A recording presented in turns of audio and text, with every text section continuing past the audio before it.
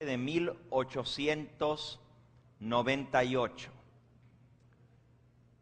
Dice así: la humanidad del Hijo de Dios es todo para nosotros. ¿Qué cosa es todo para nosotros? La humanidad del Hijo de Dios es el eslabón de oro que une nuestras almas a Cristo y a través de Cristo nos une con Dios. Imagínense cuán importante la humanidad de Cristo. Es el eslabón que une a la raza humana con Cristo y a Cristo con el Padre Celestial. Esto debe ser nuestro estudio constante. ¿Qué es lo que debiéramos estar estudiando? La humanidad de Jesús. Cristo fue un hombre real. Dio pruebas de su humanidad haciéndose hombre. Sin embargo, era también Dios. Era Dios en la carne. Debemos acercarnos a este estudio con la humildad de un aprendiz, con corazón contrito. Debemos entrar a Él descalzos, en reverencia. El estudio de la encarnación de Cristo es un campo fructífero que dará grandes dividendos al investigador que cava profundo en la verdad escondida. Así que, hermanos, si la humanidad de Cristo es tan importante, tiene que ser parte del mensaje de los tres ángeles. Y lo es. Cuando usted estudia la serie de sermones que predicó el pastor Wagoner y el pastor Jones en esa reunión en 1888, usted descubre la importancia que se le dio en esa presentación a la naturaleza humana de Cristo. Hoy en día hay bastante confusión con respecto a esto dentro de nuestra iglesia. Hay los que dicen que Cristo tomó la naturaleza de Adán después del pecado. No hace falta que estudiemos los términos teológicos de esto, porque son un poquito difíciles. Esa posición se llama la posición post-lapsaria, que dice que Cristo tomó la naturaleza humana de Adán después de que había pecado. O sea, Jesús se hizo hombre con una naturaleza pecadora igual que la de Adán. Hay otra posición que dice que Cristo tomó la naturaleza de Adán antes de su caída, cuando Adán no tenía pecado todavía, y que así vino Cristo con una naturaleza humana sin pecado. Esa posición se llama pre-lapsaria. Y hay varias otras variaciones de esas dos interpretaciones. ¿Por qué es importante esto en el tema de la justificación por la fe? Nosotros vimos que si Cristo no hubiera sido pleno hombre, no hubiera podido pagar por la deuda del hombre. Por eso se hizo carne, para poder pagar por el hombre su pecado y su deuda.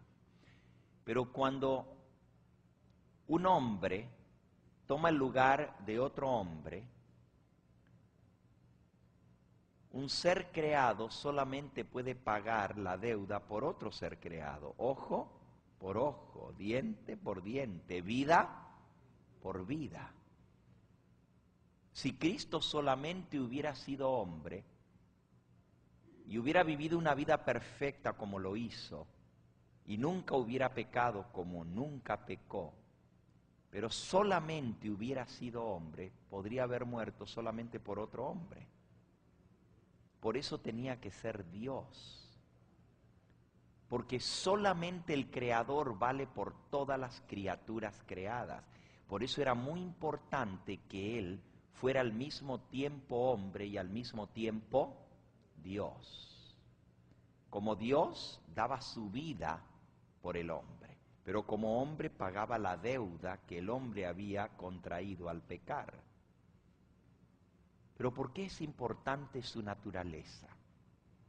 Porque Él vino no solamente a morir, sino a vivir como hombre para entender lo que es el pecado.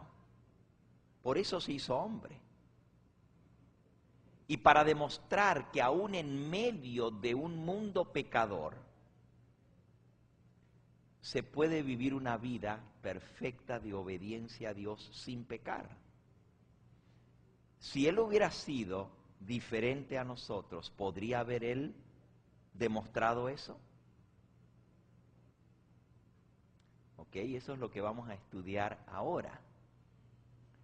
Resulta que el pastor Waggoner y Jones le dieron mucho énfasis a este tema, porque tiene que ver también con la victoria del pecado. Y vamos a iniciar este tema abriendo nuestras Biblias en el libro a los Hebreos, en el capítulo 2.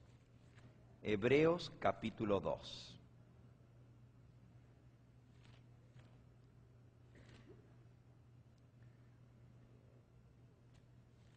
Y vamos a comenzar leyendo allí en el versículo 16. Porque ciertamente no socorrió, está hablando de Cristo, no socorrió a los ángeles, no vino a salvar ni a socorrer a los ángeles, sino que vino a socorrer a la descendencia de Abraham, por lo cual debía ser en todo semejante a sus hermanos, para venir a ser misericordioso y fiel sumo sacerdote en lo que a Dios se refiere, para expiar los pecados del pueblo. Pues en cuanto Él mismo padeció siendo tentado, es poderoso para socorrer a todos los que son tentados. Aquí dice que Él vino a socorrer a la descendencia de Abraham, no a los ángeles. Los ángeles nunca pecaron. Y estamos hablando de los ángeles buenos, ¿verdad? Pero podían pecar. Y pecaron muchos de ellos y fueron expulsados del cielo. Pero los ángeles que nunca pecaron no necesitan que se los ayude a vencer el pecado. ¿Quién necesita que se nos ayude a vencer el pecado? Los pecadores. Por eso Él tenía que tomar no una naturaleza sin pecado como los ángeles, sino una naturaleza como el hombre para poder socorrer al hombre. Aquí dice, era necesario, debía es algo que tiene que ser así, ¿verdad? Debía ser en todo semejante a sus hermanos para podernos socorrer. Y luego dice, porque Él padeció siendo tentado. Hay muchos que piensan que Jesús al fin y al cabo era Dios y no podía pecar, porque si hubiera pecado se hubiera acabado el plan de salvación. Pero hermanos, si Cristo no pudiera haber pecado, entonces todo fue una farsa. ¿Para qué lo tentó el diablo si Cristo no podía pecar? ¿Para qué vino a hacerse hombre si de todos modos no había posibilidades de que Él peque? Cristo fue un hombre real y fue tentado, y si fue tentado era porque había la posibilidad de que Él ¿qué? Pecara. Ahora, ¿pecó Cristo? No pecó. ¿Y por qué no pecó? Ah, porque era Dios, por eso no pecó.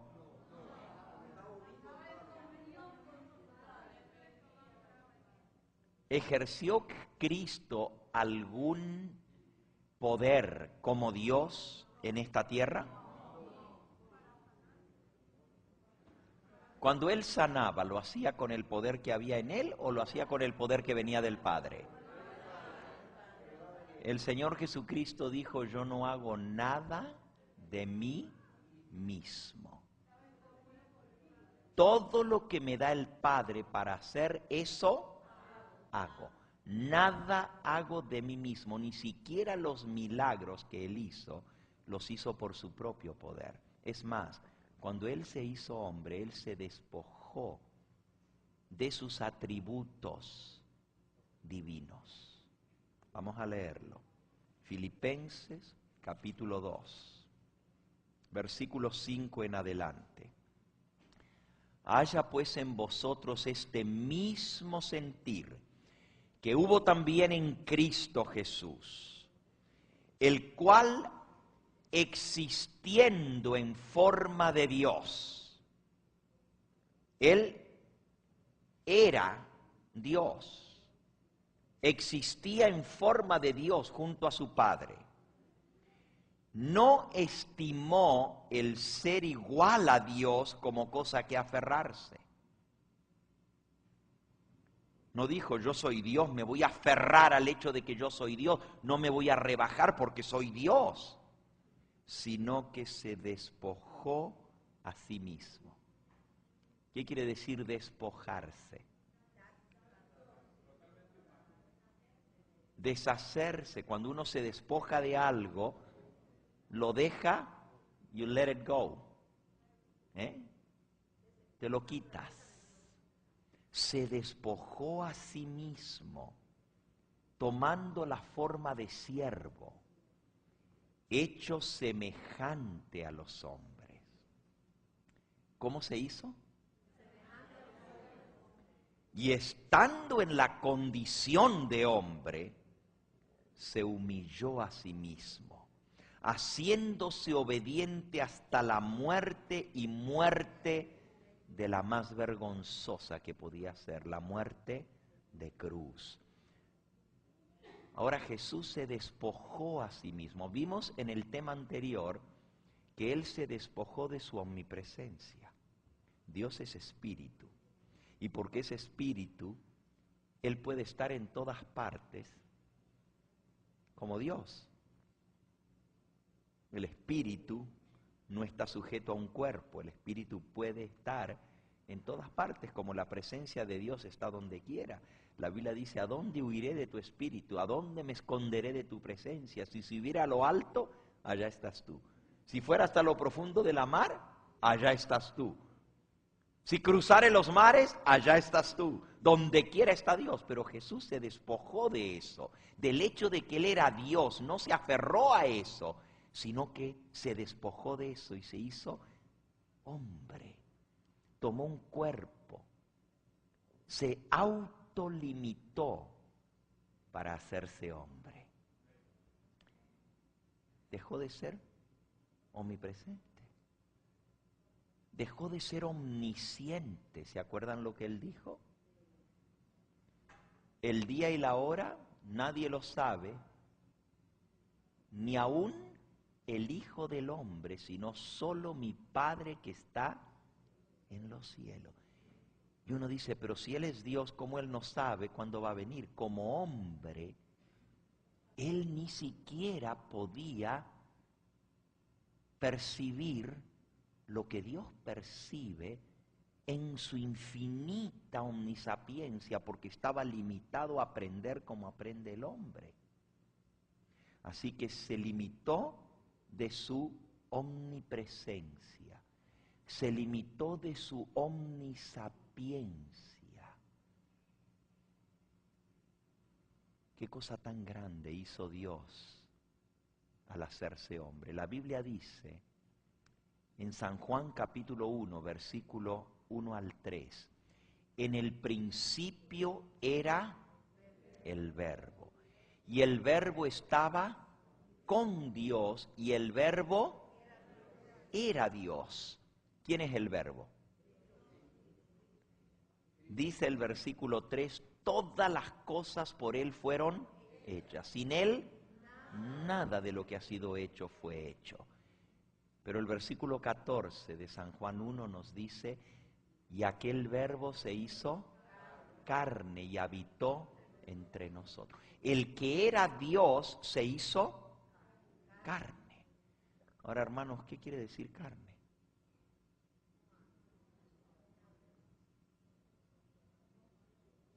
En la Biblia,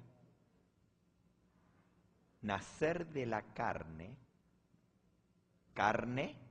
es. Pregunto, ¿Cristo se hizo carne de ese tipo de carne o no? Pero lo que es nacido de la carne, carne es. ¿Él se hizo carne en ese sentido? ¿Qué tipo de carne Él tomó?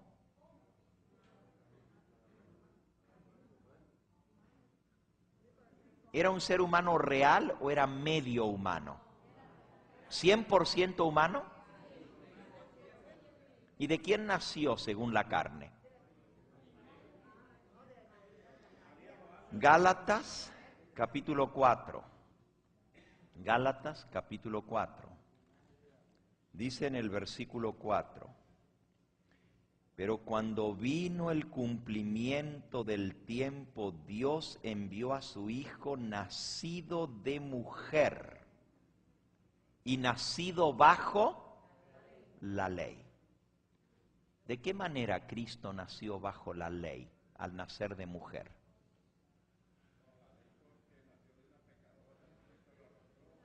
Ah, qué interesante. Cristo nació de mujer bajo la ley. ¿Bajo cuál ley? Bajo la ley de la herencia, bajo la ley del pecado. Él heredó de su madre física la naturaleza física, pero él también era Dios, ¿sí o no? Aunque él no se aferró a sus atributos de Dios, no dejó de ser Dios, porque Dios se hizo carne. No dice Dios dejó de ser Dios. Dios se hizo carne.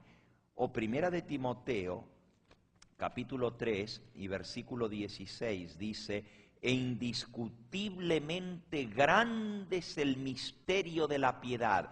Dios fue manifestado en carne. El que fue manifestado en la carne era ¿quién? ¿Fue Dios o era Dios en la carne? ¿Había sido Dios y dejó de ser Dios o siguió siendo Dios en la carne? Por eso dice, indiscutiblemente grande es el misterio de la piedad. Si Él se despojó, ¿de qué se despojó? ¿Se despojó de su divinidad?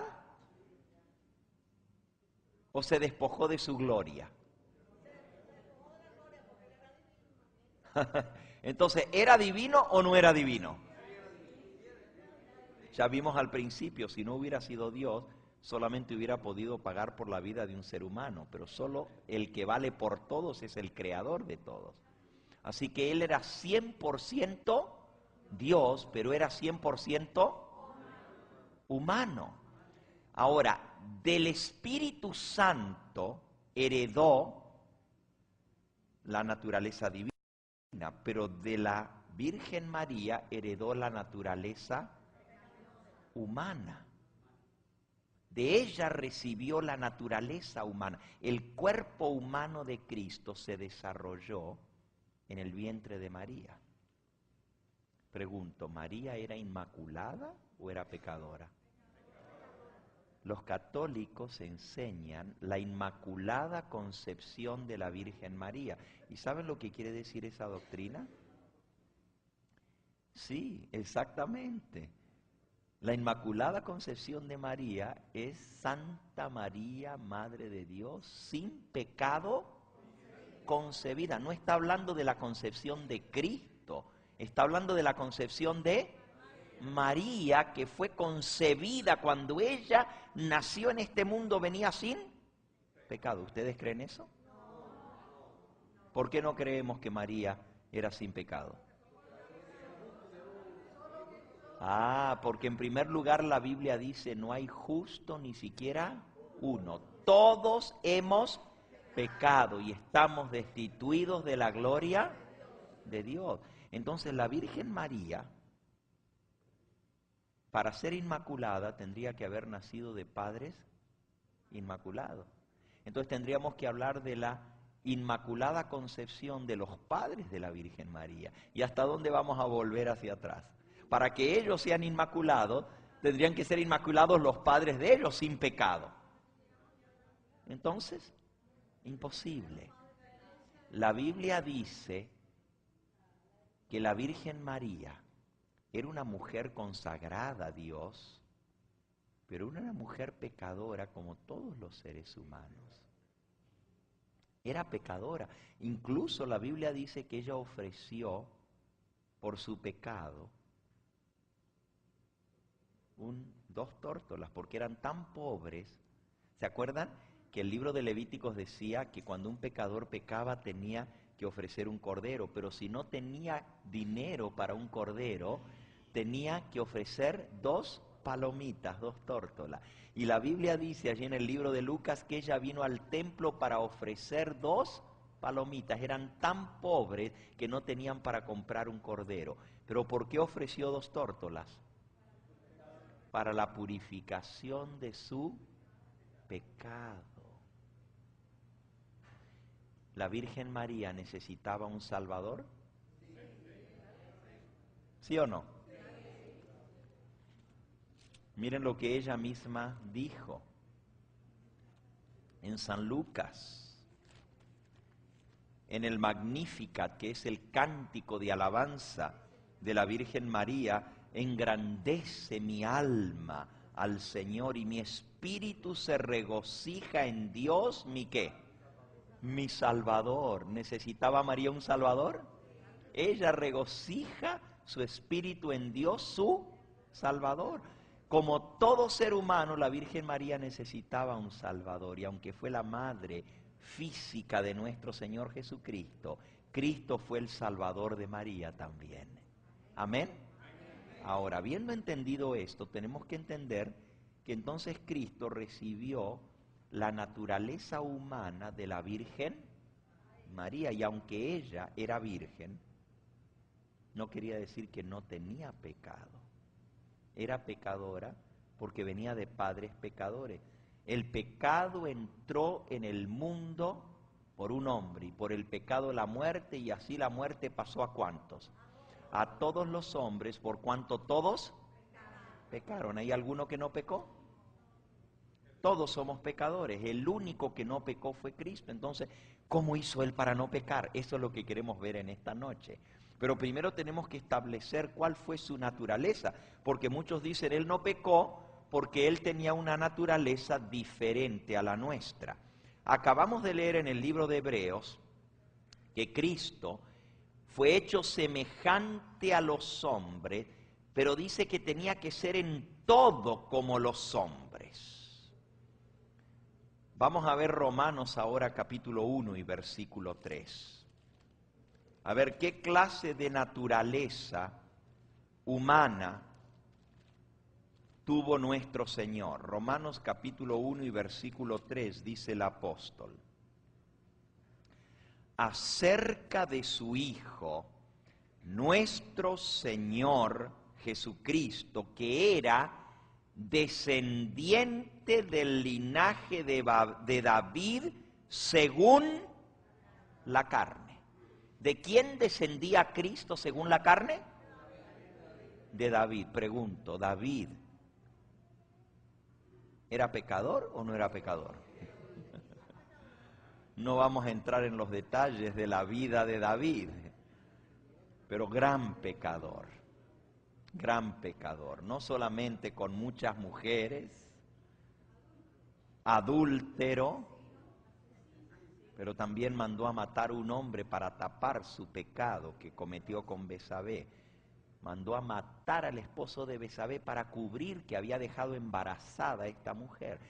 De esa descendencia, dice Pablo, vino el Señor según la carne. físicamente descendía de David. A través de la Virgen María heredó los genes del rey David y también del rey Salomón. Si ustedes estudian la genealogía de Cristo, van a descubrir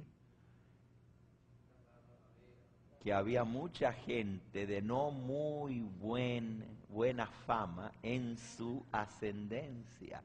Había prostitutas que transmitieron sus genes para que Cristo naciera.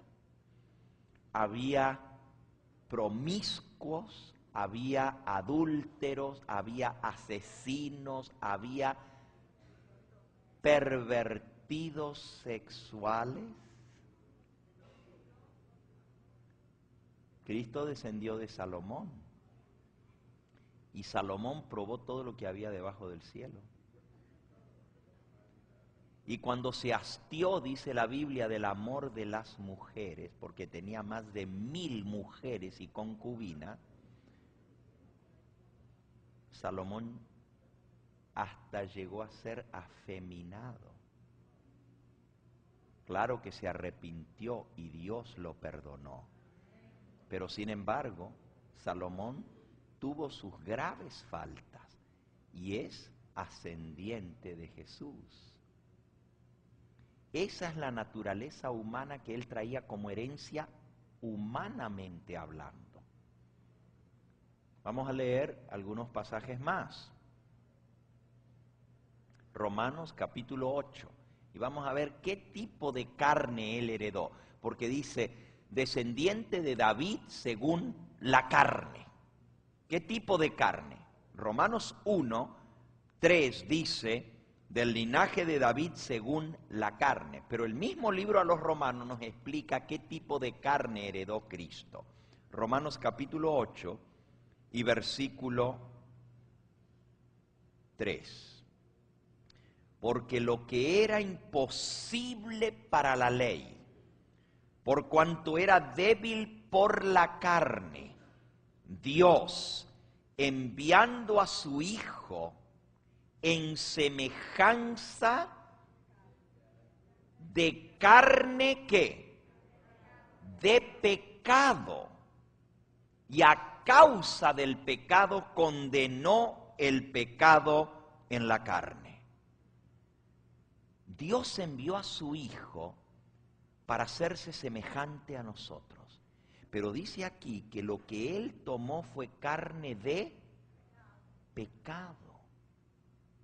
Pregunto, ¿Adán tenía carne de pecado antes de pecar?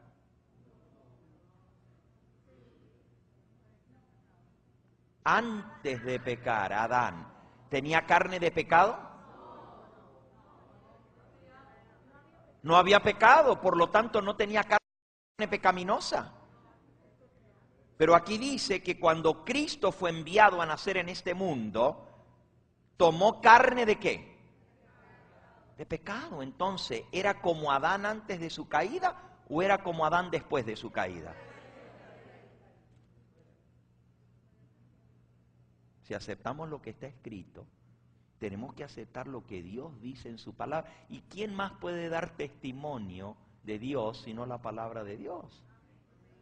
Nosotros tenemos que aceptar lo que Dios dice en su palabra. Sigamos escudriñando este tema para ver qué más aprendemos de esto. Segunda de Corintios, capítulo 5, versículo 21. Al que no conoció pecado, Cristo nunca pecó. Por nosotros lo hizo pecado, para que nosotros fuésemos hecho justicia de Dios en Él. Les pregunto, Cristo nunca pecó, pero sin embargo dice aquí que Dios lo hizo pecado. ¿Cuándo lo hizo pecado? Cuando lo mandó a este mundo. Cuando vino a nacer de la carne, vino a tomar la naturaleza pecaminosa, lo hizo pecado por nosotros. Elena de White aplica este pasaje a la encarnación y dice que en el momento de la encarnación Cristo fue hecho pecado por nosotros. Ahora, vamos a ver qué significa eso. Vamos a ver otro texto. Hebreos 4:15. Hebreos 4:15. Porque no tenemos un sumo sacerdote que no pueda compadecerse de nuestras debilidades, sino uno que fue tentado en todo según nuestra semejanza, pero sin pecado. Acerquémonos pues confiadamente al trono de la gracia para alcanzar misericordia y hallar gracia para el oportuno socorro. Cristo se puede compadecer de nosotros y nuestras debilidades, pero si Él no hubiera sufrido nuestras debilidades, ¿cómo podría compadecerse de nosotros?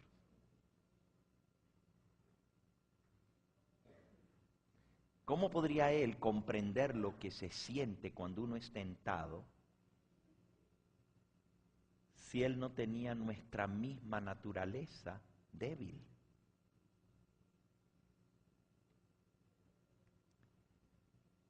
En Hebreos 2:17 dice, y ya lo leímos, fue nuestro primer texto, pues en cuanto Él mismo padeció siendo tentado. Les pregunto, ¿cómo se padece siendo tentado?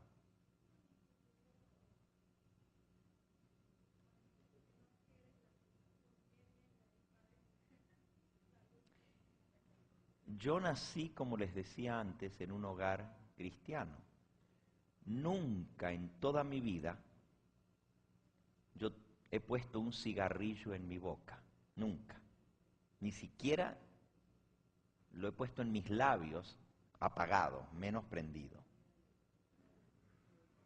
¿Ustedes creen que yo voy a padecer la tentación cuando alguien me dice, ¿quieres un cigarrillo? ¿Es eso tentación para mí? ¿Por qué? Ni sé lo que es, ni me atrae, al contrario. Hoy mismo, que estábamos en el bautismo, pasamos por ahí y alguien estaba fumando y a mí me dio un vuelco el estómago, el asco al olor al cigarrillo. Para mí no es ningún padecimiento la tentación de fumar, ni siquiera me atrae. Pero para el que ha fumado, ¿cómo? Amén, amén, a eso vamos, hermana, a entender. Pero para poder entender lo que significa padecer siendo tentado, solamente alguien a quien le atrae la tentación puede padecer siendo tentado. Satanás busca el punto débil de cada uno de nosotros. Pregunto, si Cristo padeció siendo tentado, si Él hubiera sido como Adán, ¿Adán padeció siendo tentado? Padeció después de que cayó en el pecado, porque la tentación se hizo fuerte en él. Pero antes de que entrara el pecado en este mundo, ¿padeció siendo tentado? Solamente padece aquel que tiene la debilidad por algo. Cristo heredó la debilidad del pecado de sus antepasados, de sus padres, de sus abuelos, de sus bisabuelos. Él traía una herencia de 4000 años de pecado y por eso dice que padeció siendo tentado. Y por eso es poderoso para socorrer a los que son tentados. Hebreos capítulo 5, versículo 7. Y Cristo en los días de su carne, ofreciendo ruegos y súplicas con gran clamor y lágrimas, al que le podía librar de la muerte, fue oído a causa de su temor reverente. Y aunque era hijo, por lo que padeció, aprendió la obediencia. Y habiendo sido perfeccionado, vino a ser autor de eterna salvación para todos los que le obedecen.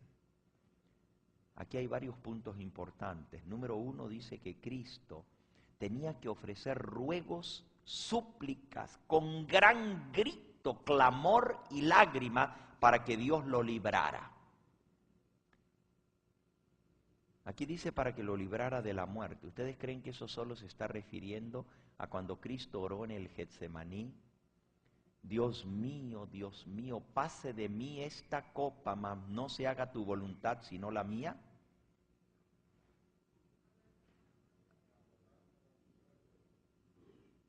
Cuando él rogaba, suplicaba y ofrecía clamor y lágrimas para que Dios lo ayudara a librarlo de la muerte. Les hago una pregunta. ¿Cómo viene la muerte? ¿Qué es la muerte? La muerte es la paga del pecado. Cristo, para ser librado de la muerte, dice que oraba cuando estaba en la carne, oraba, suplicaba, ofrecía ruegos, súplica. A veces se pasaba la noche entera en oración. ¿Por qué? Para que Dios lo librara del pecado. Si fuera tan fácil vencer, y si Cristo hubiera sido diferente a nosotros, no hubiera tenido que pasar tanto en oración para lograr la victoria. Es que Él tenía una lucha, y la lucha era contra su naturaleza heredada. Él traía la herencia del pecado en él, pero eso no quiere decir que se es pecador por traer la debilidad del pecado. ¿Saben lo que es pecado?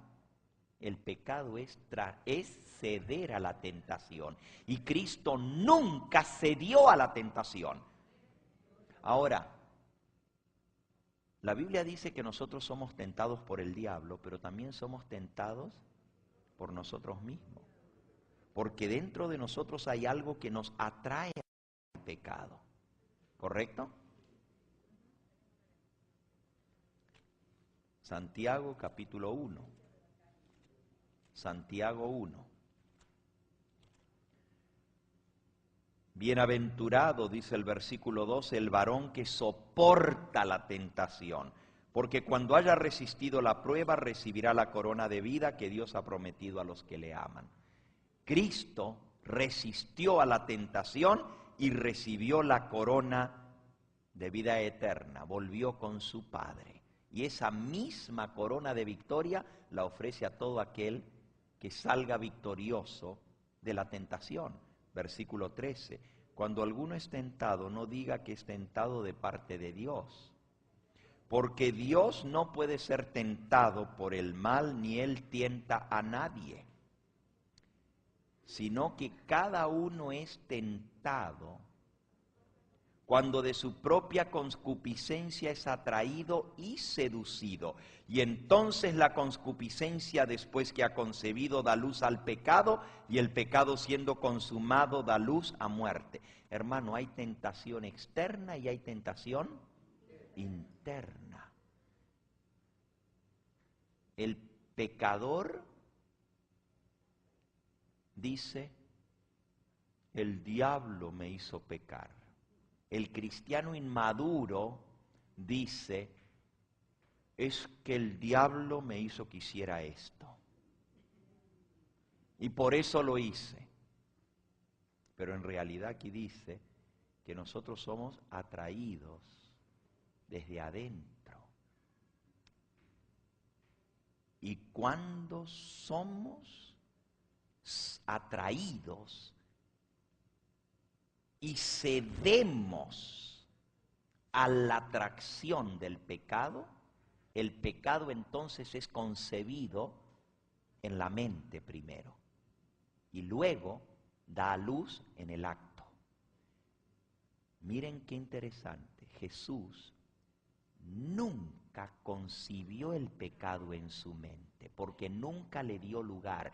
Él resistió la tentación tan pronto como venía. ¿Dónde? Parándola a nivel del pensamiento. Ni siquiera en pensamiento se dio a la tentación. Ahora, vayan tomando nota, porque Jesús nos vino a dar ejemplo de cómo vencer. Él era como tú y como yo.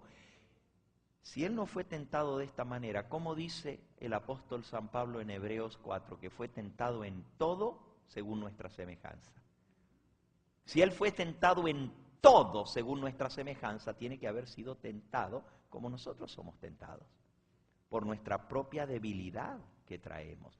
Pero la debilidad no es pecado, hermanos. La debilidad es lo que heredamos, es la ley de la herencia, y Cristo nació bajo la ley. Pero pecado es ceder a esa debilidad. Pecado es transgresión de la ley. Es cuando yo, a sabiendas que eso es malo, lo hago. Cristo nunca cometió un acto a sabiendas que era malo, aunque fue tentado y sintió la fuerza de la tentación y padeció luchando, orando con Dios para que le diera la victoria. Padeció siendo tentado, sin embargo, nunca cedió a la tentación. Veamos algunas citas más. Y les voy a leer algunas citas del Espíritu de Profecía también. Segunda de Juan, capítulo, solamente tiene un capítulo, así que será el versículo 7. Segunda de Juan 7, dice así: porque muchos engañadores han salido por el mundo, que no confiesan que Jesucristo ha venido en carne. Quien hace esto es el engañador y el anticristo. El diablo quiere engañarnos, haciéndonos creer que Cristo no vino realmente en carne. ¿Y qué tipo de carne? ¿Carne de qué? De pecado, lo dice Romanos 8:3, que Cristo tomó carne de pecado. El engañador, el enemigo, quiere que nosotros creamos que Él no vino en carne, que no era exactamente igual que nosotros en la carne, que tenía una ventaja, que Él no pecó porque Él era diferente a nosotros. Por eso no pecó. Interesante. Ese es el espíritu del engañador y del anticristo. Miren lo que dijo el Señor Jesús, San Juan 5:30. San Juan 5:30.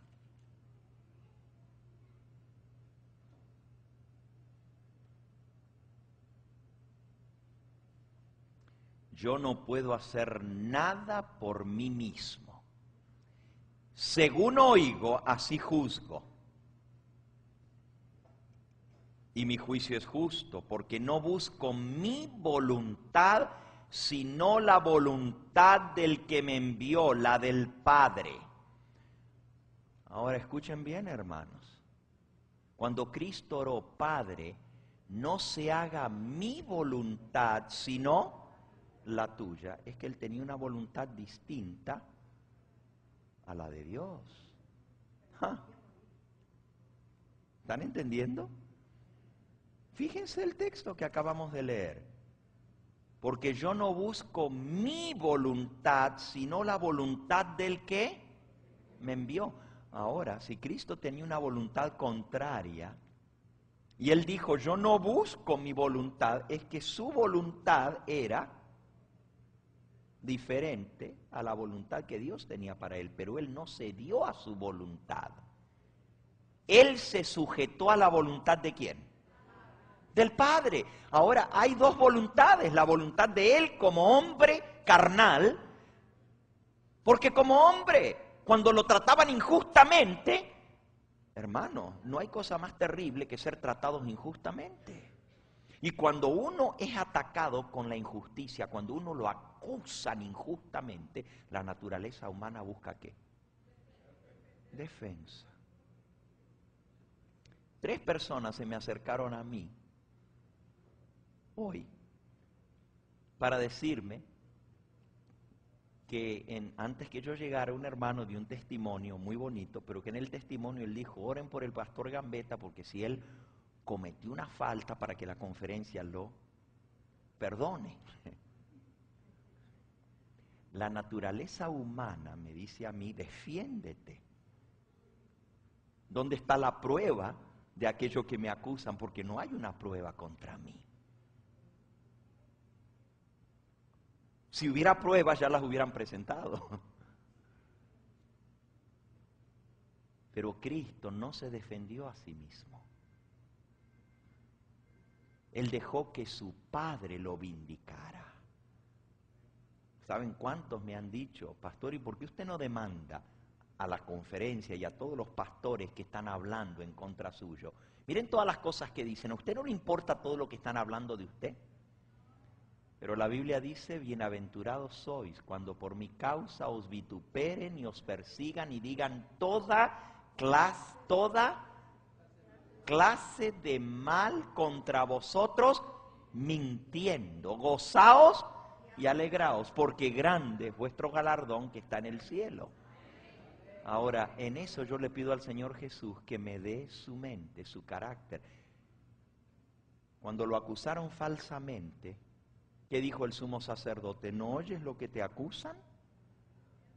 ¿Qué dices? Pero él enmudeció y no abrió su boca. Les podría haber tapado la boca a todos ellos. Podría haberles sacado los pecados y las mentiras de los testigos falsos que levantaron, pero enmudeció y no abrió su boca. Haya pues en vosotros este mismo sentir que hubo también en Cristo Jesús, que se humilló a sí mismo. Eso es lo que el Señor quiere que nosotros hagamos, que aprendamos a dejar la venganza en las manos de Dios. Dice el Señor: mía es la venganza, yo pagaré, dice el Señor. Ahora, Él tenía su voluntad, y ¿saben? Como hombre, uno tiene su voluntad. Cuando uno es acusado injustamente, uno quiere defenderse. Pero Cristo dijo: yo no hago mi voluntad, sino la voluntad del que me envió. Quiere decir que había una voluntad en Cristo que era diferente a la voluntad de su Padre. Por eso le dijo: Padre, no se haga mi voluntad, sino la tuya. La voluntad del Padre era una y la de Él como hombre era otra. Pero Él dijo: yo no hago nada por mí mismo. Lo que el Padre me dice que haga, eso yo hago. Porque no busco mi voluntad, sino la voluntad del que me envió. Eso nos muestra que había una lucha. Y esa lucha era entre su voluntad como hombre y la voluntad de Dios. Esa es la misma lucha que tú y yo tenemos. Y Cristo pasó por esa misma lucha que tú y yo tenemos que pasar. Y esa era una lucha diaria. Y esa es la lucha nuestra. ¿Vamos a dejar que venza nuestra voluntad o vamos a dejar que venza la voluntad de Dios en nosotros?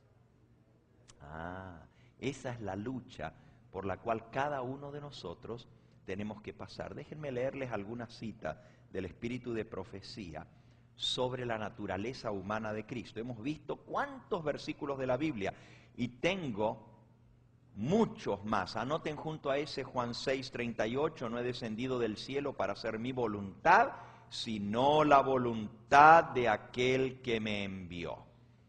¿Ok? Escuchen esta cita del espíritu de profecía. La victoria y la obediencia de Cristo es la de un verdadero ser humano. La victoria de Cristo es la victoria de ¿qué? La de un hombre, no la de Dios. Él no venció porque era Dios, venció como hombre. En nuestras conclusiones cometemos muchos errores, sigue diciendo la mensajera del Señor, Comentario Bíblico Adventista, tomo 7, página 929. En nuestras conclusiones humanas cometemos muchos errores por causa de nuestras ideas cerradas sobre la naturaleza humana de Cristo. Fíjense bien, cometemos errores. Cuando le otorgamos a su naturaleza humana un poder que no le es posible al hombre tener en sus conflictos con Satanás, destruimos la plenitud de la humanidad de Cristo. ¡Wow! Cuando yo digo que Cristo tenía poderes para vencer, porque Él era Dios, que yo no tengo, que Él era diferente a mí, le estoy haciendo una violación a la humanidad de Cristo, estoy cometiendo un error terrible, porque estoy destruyendo la realidad de su tentación y la realidad de su lucha contra el pecado. Escuchen esta. Testimonios, tomo 5, página 177. Y por cierto, hermanos, si alguno de ustedes no tiene los 9 tomos de los testimonios, ya salieron en español, hermano. Después de más de 100 años, finalmente, han sido traducidos al español los 9 tomos de los testimonios para la iglesia. Consíganlos, hermanos, consíganlos, ya los tienen. Gloria a Dios, gloria a Dios. Gloria a Dios por eso, hermano. Miren lo que dice aquí, la tentación, no importa cuán fuerte sea, Testimonios, tomo 5, página 177, la tentación, no importa cuán fuerte sea, nunca es un pretexto para pecar. Hermanos, no es pretexto para pecar, no importa cuán fuerte sea la tentación. Arrojaos tal como sois, indefensos, indignos sobre Jesús, y reclamad su promesa cierta. El Señor os escuchará. Él conoce por experiencia propia cuán fuertes son las inclinaciones del corazón natural. Wow, did you hear that? Él conoce por experiencia propia cuán fuertes son las inclinaciones del corazón natural. Y Él os ayudará en la hora de cada tentación. Como Él venció, así te fortalecerá para que tú seas vencedor. Alabado sea el nombre del Señor. Miren esta otra. Manuscrito 141 del año 1901. En Cristo se unió lo divino y lo humano, el creador y la criatura. La naturaleza de Dios, cuya ley había sido transgredida, y la naturaleza de Adán, el transgresor. Fíjense bien que aquí está contrastando su parte divina con su parte humana. Estas citas las tengo aquí en la computadora, solo que, Dani, tú me podrías prestar el enchufe porque se me acabó la batería. Un momentito. De la laptop. ¿Pero no tiene batería? Gracias. Solo unas poquitas citas más, pero ya me avisó que se me va a apagar en cualquier momento. Dice aquí, escuchen esta, manuscrito 141. En Cristo se unió lo divino y lo humano. Estamos aquí hablando de su naturaleza divina. ¿Cómo era Cristo? Era 100% Dios, pero también era 100% humano. Ahora vamos a comparar la naturaleza divina con la naturaleza humana y escuchen. El creador y la criatura, abismal el contraste, ¿verdad? El creador y la criatura estaban unidos en Cristo. Lo divino y lo humano. Ahora escuchen. La naturaleza de Dios, cuya ley había sido transgredida, y la naturaleza de Adán, el transgresor, se encontraban en Jesús. ¿Cuál naturaleza tenía Jesús? La de Adán, el transgresor, no la de Adán antes del pecado. El Hijo de Dios y el Hijo del Hombre El Dios eterno y el hombre pecador se unieron en Cristo. Escuchen esta otra. Espíritu de Profecía, tomo 2, página 39. Estaba en el plan de Dios que Cristo tomase sobre sí mismo. Ahora escuchen, porque esta es muy importante esta cita. Estaba en el plan de Dios que Cristo tomase sobre sí mismo la forma y la naturaleza del hombre caído. ¿Del hombre qué? Caído. Y que él mismo soportase el poder de las tremendas tentaciones de Satanás, con la misma naturaleza caída que tiene el hombre, para que pudiese comprender cómo socorrer a aquellos que serían tentados. Hermanos, Espíritu de Profecía, tomo 2, página 39. Spirit of Prophecy, tomo 2, página 39. Fíjense, Cristo no podría socorrernos si Él no hubiera sentido lo que nosotros sentimos. Estaba en el plan de Dios que Él tomara la misma naturaleza del hombre caído, que Él mismo soportase el poder de la tentación de Satanás en su naturaleza pecaminosa para que pudiese comprender cómo socorrer a aquellos que serían tentados. Otra cita. Y saben, yo tengo una compilación, no se las voy a poder leer todas, pero tengo muchas. Review and Herald, volumen 1, página 143. El Hijo de Dios se humilló a sí mismo.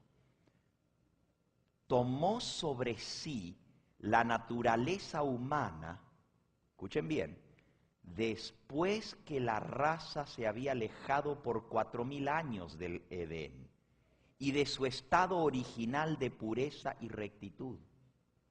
¿Cuándo tomó Cristo la naturaleza del hombre?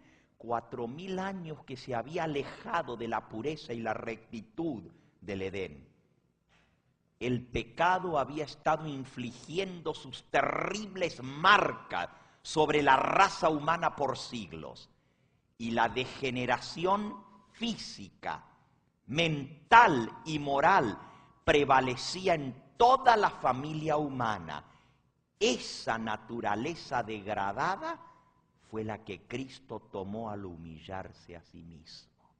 Degradación física, mental y moral. Y esa fue la naturaleza que Cristo tomó. Esta cita es muy clara, hermano.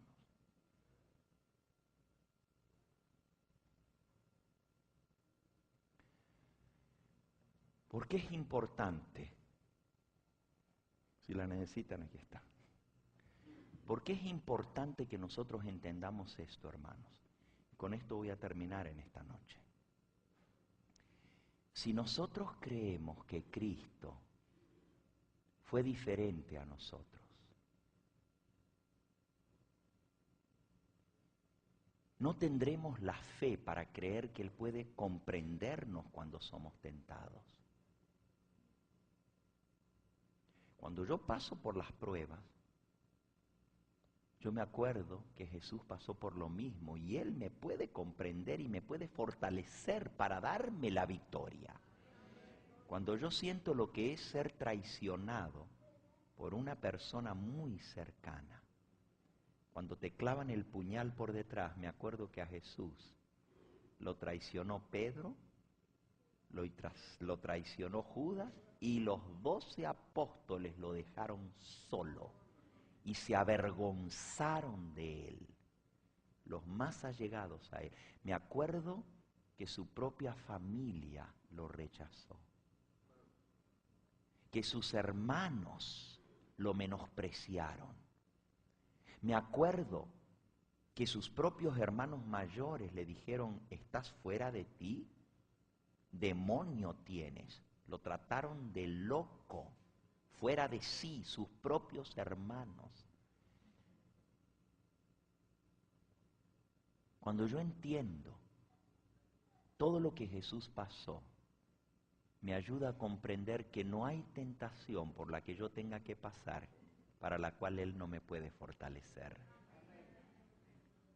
Cuando la organización religiosa para la cual yo serví toda mi vida me da la espalda. Yo me acuerdo que a Jesús le hicieron lo mismo.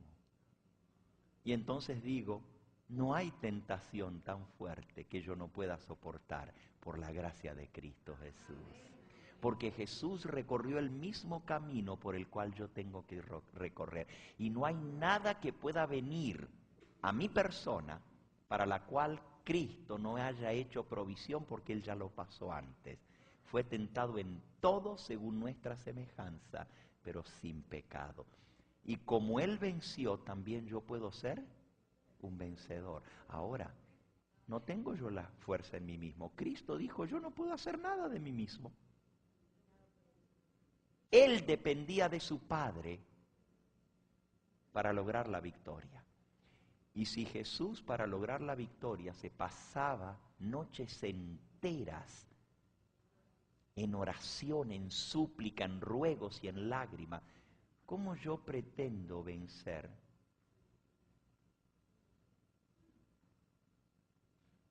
si yo no estoy dispuesto a pagar el precio de la victoria, que es la lucha con Dios para recibir el poder?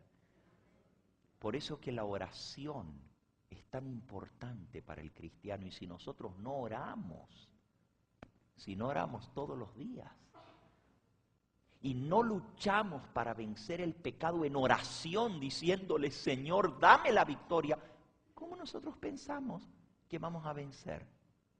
Si Cristo tuvo que orar para vencer, y Él era el Hijo de Dios y nunca pecó, yo tengo la debilidad no solo de lo que heredé de mis padres, mis abuelos, mis bisabuelos y tartarabuelos y todo el pecado que viene en los genes, pero también por haber pecado, que nunca debiera haberlo hecho, pero por haber cedido a la tentación, eso fortaleció mi debilidad.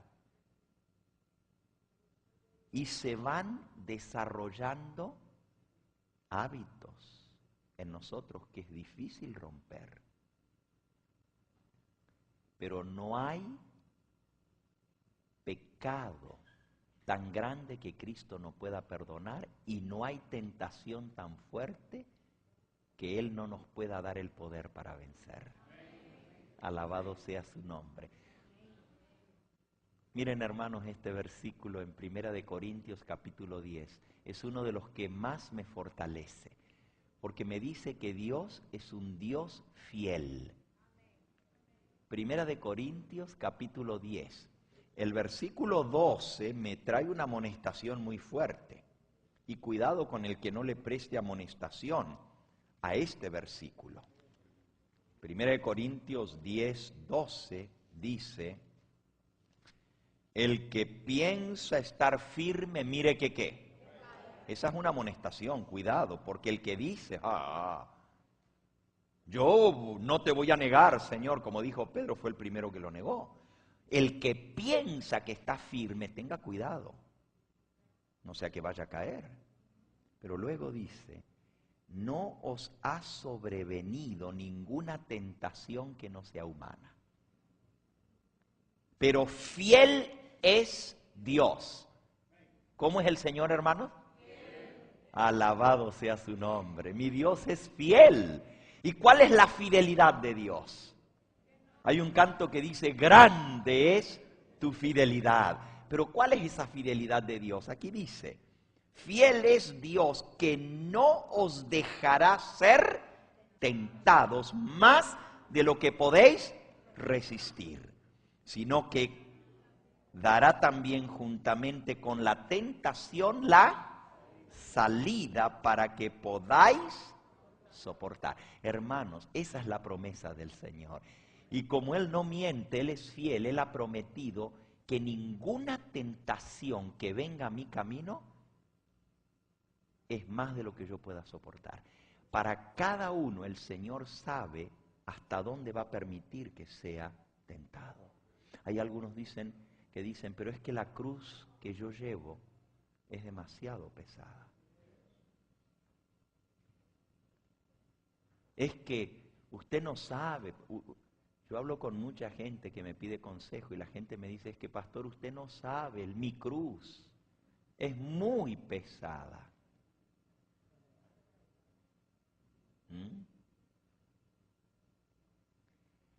Dios es fiel. Y Él nunca va a permitir que el diablo ponga una cruz sobre ti más fuerte de lo que tú puedas aguantar. Esa es la fidelidad de Dios. Así que no hay excusa para pecar, hermanos. No hay excusa. Porque si yo digo es que fue demasiado fuerte, la prueba fue demasiado pesada y no aguanté, entonces estoy diciendo que Dios fue infiel, que Dios me falló, que Dios me la dio demasiado dura. Pero Dios nunca va a permitir que yo sea tentado más de lo que puedo soportar. Hermanos, cuando a mí me vino mi hora de prueba, y ustedes saben que lo más duro es cuando tú eres probado, no de los de afuera, sino de los de adentro. Tú puedes aguantar lo que venga de los enemigos de la cruz de Cristo. Pero donde más duele es cuando viene de tu propia gente. Y yo les digo que yo sentía que no aguantaba. Y hermanos, es humano aún deprimirse. Es humano. Cristo también pasó por depresiones y Él sabe lo que siente una persona cuando está deprimida, porque Él pasó por eso. Elías pasó por depresiones. Y cuando a mí, hermanos, me vino la prueba más grande de mi vida, yo también me deprimí. No quería contestar el teléfono, no quería hablar con nadie, no quería salir de mi casa. Y yo decía, Dios mío, ¿cómo? Si toda la vida te he servido y ahora tu propia iglesia me dice, ya tú no vas a predicar más. ¿Cómo me pudieron hacer a un lado de esa manera? ¿Cómo no me dan una oportunidad siquiera de defenderme? Pero cuando vino esa prueba, Dios tuvo que usar un hermano, más de un hermano, fueron muchos los que llamaron, pero me acuerdo de un hermano de Puerto Rico que llamó y me dijo, pastor, le voy a dar de su propia medicina. Y me puso un cassette del pastor Gambetta. Yo no lo escuché, sino después, porque él lo dejó grabado, yo no respondí el teléfono. Pero cuando escuché los mensajes, había un cassette del pastor Gambetta donde decía, y cuando, bueno, yo decía, y si a mí me sacan las credenciales y me quitan de predicar, y luego yo mismo me corrijo en el cassette, y lo había dicho 10 años antes que esto sucediera, y yo luego me corrijo en el cassette y digo, bueno, hermanos, no es si me sucede, es cuando me suceda, porque tarde o temprano vendrá. A todos nos va a tocar, hermanos, a todos nos va a tocar. Y entonces en ese mismo cassette yo decía, pero cuando eso me pase a mí, yo de todos modos voy a seguir predicando, aunque sea debajo de un árbol voy a predicar, porque Dios me llamó a predicar y nunca me voy a volver. Pero cuando me tocó, hermano, andaba todo amilanado y andaba con la cabeza baja. Uno no sabe lo que tiene que enfrentarse hasta que no le toca enfrentarlo. Pero cuando yo escuché, me tocó tomar mi propia medicina. Y el primer versículo que se me vino a la mente fue este. No os ha sobrevenido ninguna prueba que no sea humana. Y fiel es Dios que no permitirá, no dejará que seáis tentados más de lo que podéis resistir. Y junto con la tentación dará la salida para que podáis soportar. Bendito sea el nombre de Dios. Yo agradezco el nombre de Dios por las pruebas. Agradezco al Señor Jesús, porque de esa manera Él nos está aquilatando. Él nos mete en el horno de prueba para purificarnos, para mostrarnos nuestra debilidad de carácter. Y de esa manera nosotros vemos que lo que nosotros pensamos que éramos muy fuertes, porque una cosa es predicar y otra cosa es pasarla a uno, hermano. Es muy fácil aconsejar, pero cuando tú lo estás viviendo en carne propia, a la prueba y a la tentación, entonces la cosa cambia. Ah, pero es que lo mío es más duro que lo tuyo. Y todos pensamos lo mismo, ¿verdad? Y en verdad, nadie puede soportar lo mío. Porque a cada uno Dios permite que venga la prueba según su necesidad y según su fuerza para soportar. Quizás yo no podría aguantar la prueba de mi hermano,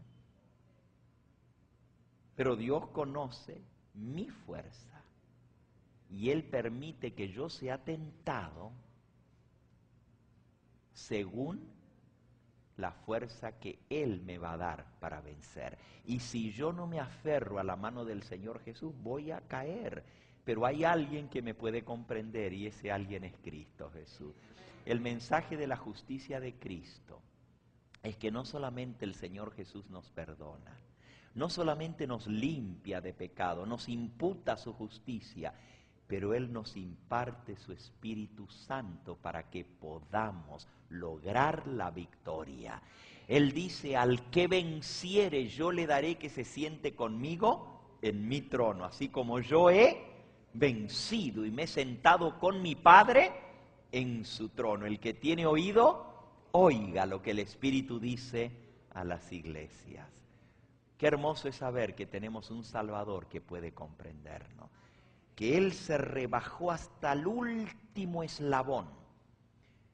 Si Él no hubiera bajado hasta donde yo estoy, yo no podría subir esa escalera. Pero Él puso la escalera en el suelo y la sentó en el cielo.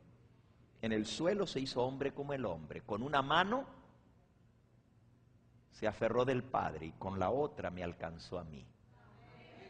Y de esta manera yo puedo ser levantado para poder soportar la tentación.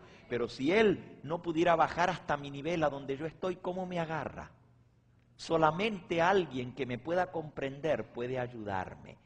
Por eso el Señor Jesús padeció siendo tentado en todo según nuestra semejanza, pero sin pecado. Y por lo mucho que padeció, aprendió la obediencia.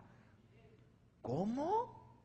Estoy citando Hebreos 5, por lo mucho que padeció, Hebreos 5:8, aprendió la gente piensa que a Jesús le salía el obedecer natural, pero tuvo que aprender a obedecer. Y si tuvo que aprender a obedecer es que no le vino naturalmente la obediencia, tenía que luchar para obedecer. Y luego dice, y habiendo sido perfeccionado, llegó a ser autor de eterna salvación para aquellos que creen en Él. ¿No era Cristo perfecto? ¿Cómo tuvo que ser perfeccionado? Hermanos, se los explico en una frase. Por la gracia de Cristo nosotros podemos vencer toda tentación y toda debilidad. Tanto las debilidades y las propensiones adquiridas como las heredadas. Por la gracia de Cristo nosotros podemos salir victoriosos de toda tentación. Aunque Cristo no tuvo propensiones como tú y yo tenemos porque Él nunca pecó. La propensión se desarrolla en el ser humano cuando uno cede a la tentación. Cuando una persona comienza a ver pornografía, se desarrolla una propensión a eso. Y llega el momento cuando eso es más fuerte que la persona y lo domina. Pero eso se desarrolló por haber cedido a la tentación. Si nunca ves eso, tu mente no está destruida, no está arruinada, no está sucia y tienes más fuerza para vencer la tentación. Ahora, traemos eso, especialmente el hombre, es vencido por la vista. Y eso lo heredamos. Pero si yo nunca cedo a la tentación de mirar lo impuro, no tengo propensión a eso, pero tengo una debilidad. Cristo tenía debilidades, pero no tenía propensiones porque nunca cedió a la tentación. Pero las dos son iguales, porque es una atracción hacia aquello. Pero así como Jesús venció, yo puedo vencer.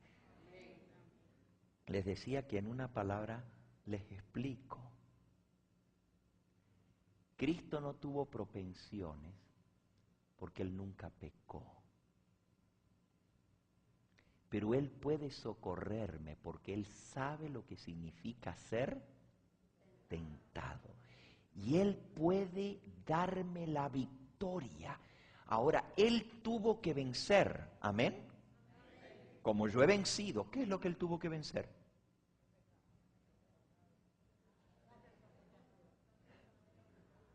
No solo las tentaciones del diablo, Él tuvo que vencer las debilidades heredadas. ¿Y qué es más fuerte, lo aprendido o lo que traemos en los genes? Hermanos, todos sabemos que es más duro lo que uno hereda y es más fuerte la herencia que lo que uno aprende. El medio ambiente y lo malo tú lo aprendes y crea una propensión, pero más fuerte que esa propensión es lo que traemos como genes de herencia, y Cristo traía los genes. Por eso Él me puede comprender. Donde dice que Él fue perfeccionado, es que Él traía esas debilidades. Ahora, las debilidades no son pecado. El pecado es ceder a la debilidad, eso sí es pecado. Él, como Él nunca cedió, con cada victoria se va fortaleciendo la voluntad y se va venciendo la debilidad. Y lo que es una debilidad, de tanto vencer, llega a ser una fortaleza, hermano. Y esa es la victoria. ¿Cómo fue Cristo perfeccionado? Fue perfeccionado porque Él heredó ciertas debilidades de su naturaleza humana. Pero como luchó y venció cada vez que venía esa tentación, Él, con la ayuda de su Padre, salía victorioso. De tanto vencer la debilidad, perdió su poder en Él. Y cuando Él logró vencer esa debilidad, dejó de ser debilidad para Él, y lo que era debilidad se transformó en fortaleza. Y cuando Él logró vencer todas esas debilidades heredadas, fue perfeccionado. Y pudo llegar a ser autor de eterna salvación para los que confían en Él. Así como Cristo venció, yo puedo vencer. Alabado sea su nombre. Algunos dicen, pero es que como Él no pecó, Él no sabe lo que se siente cuando uno peca. Él sabe lo que se siente cuando uno trae una herencia de pecado. Llegado el cumplimiento del tiempo, Dios envió a su Hijo, nacido de mujer, nacido bajo la gran ley de la herencia. Y esa ley de la herencia la cargó Cristo en su vida, en su cuerpo, en sus genes, y tuvo que luchar, y tuvo que decir, Padre, no mi voluntad, sino la tuya. No importa lo que hayas hecho en tu vida. No importa cuán negro sea tu pasado, no importa cuánto te hayan despreciado, pisoteado, no importa que tu vida te la hayan arruinado, Jesús tiene el poder para transformarte. ¿Se acuerdan del canto que cantó Leo ayer? Jesucristo cambió mi existir. Ese es el canto de cada uno de nosotros si confiamos en el Señor Jesús. Le voy a pedir a Leo que él venga ahora aquí adelante y que él cante un cántico. La hermana dice que cante el mismo. Yo no sé si él tiene otro o quiere cantar ese mismo. Y con eso vamos a terminar en esta noche. ¿Saben? Tenemos un Salvador maravilloso. Y ese Salvador es poderoso para socorrernos a todos los que somos tentados. El mensaje de la justicia de Cristo es que Jesús tomó nuestro lugar. Él vivió como tú y yo para podernos dar la victoria completa. Y aquel que es poderoso, ¿cómo es Cristo? Poderoso, para guardaros sin caída y presentaros sin mancha delante de su gloria con grande alegría. Al único y sabio Dios sea la gloria, el poder y la magnificencia ahora y por los siglos de los siglos. Judas, versículo 24, acuérdate, aquel que es poderoso. Yo no tengo el poder en mí mismo de vencer el pecado, porque soy débil según la carne. Pero lo que era imposible por la ley, por la debilidad de la carne, Dios, enviando a su Hijo en semejanza de carne de pecado, condenó al pecado en la carne. Él se hizo carne de pecado para condenar al pecado en la carne y mostrar que aún la carne pecaminosa puede ser santificada por el poder de Cristo Jesús. Y no importa cuán pecadores hayamos sido, no importa cuán pecadores sean nuestros padres, abuelos y bisabuelos, no importa todas las debilidades heredadas o adquiridas contra las cuales tengamos que luchar, hay poder en Jesús para vencer. Y esa es la fe de Jesús. Aquí está la paciencia de los santos, los que guardan los mandamientos de Dios y tienen la fe de Jesús. La fe de Jesús es la fe para creer que su Padre nunca lo iba a poner en una situación para la cual Dios no había hecho provisión de antemano. Esa era la fe que Jesús tenía. Y esa es la fe que yo tengo, que mi Padre no me va a dejar meter por un camino para el cual no Él ha hecho provisión. Hay poder en Cristo Jesús para vencer. Que Él nos ayude a ser vencedores.